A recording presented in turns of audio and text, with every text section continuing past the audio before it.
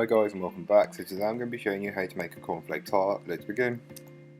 So to start on the tart, you'll want to make the pastry. So grab yourself a food processor and place into it your flour and your salt along with the butter, and then just pulse it until it looks and resembles breadcrumbs.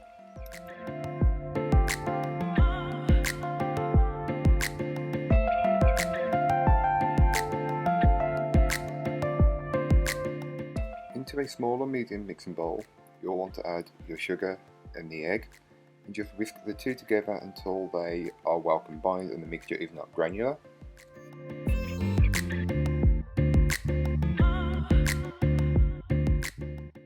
You can then go ahead and bring back the flour mixture and just pour the egg and sugar mixture directly over the top, making sure you get some air all over.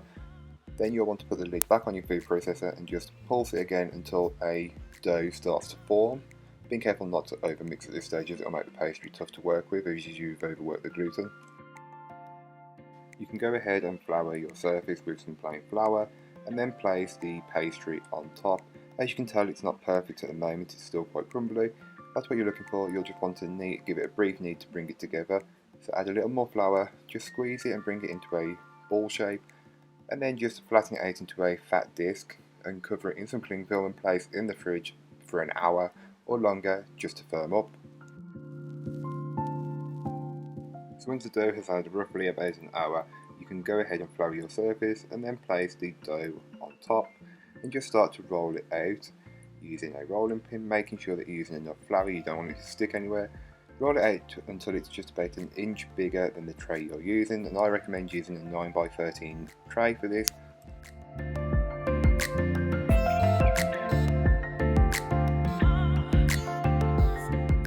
So once you've got your pastry rolled out, you can then just roll it back onto the rolling pin, grab your tin or tray and just put it over. As you can tell, I didn't do mine very well and it cracked a little bit and I missed a bit completely, but don't worry, that's why when you perfect the edges or trim the edges, you can then use the excess pastry to fix what was broken or damaged, or you can just re-roll and redo it. But again, that's up to you.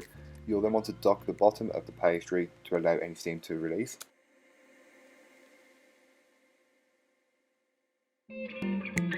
And then directly on top of that, you'll want to add your jam. Feel free to use whatever flavour jam you like, but I had got some homemade strawberry jam. I will leave a link for that in the description and on the blog post down below. You will then want to just spread the jam out and get it as level and consistent as possible. Feel free to add more if you need more. So into a small saucepan, you'll want to place the butter, the sugar and the golden syrup and allow it to melt a little bit first.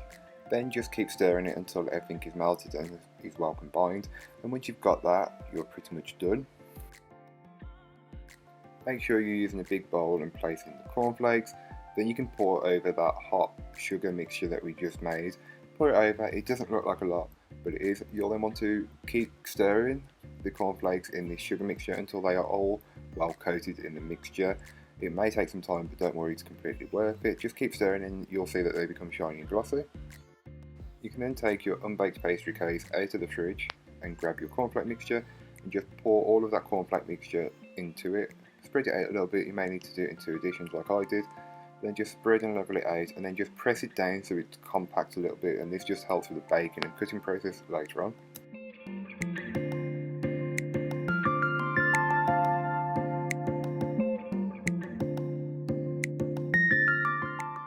As always, I will leave all the baking times and temperatures in the blog post, which will be linked down below, so don't forget to go and check that out.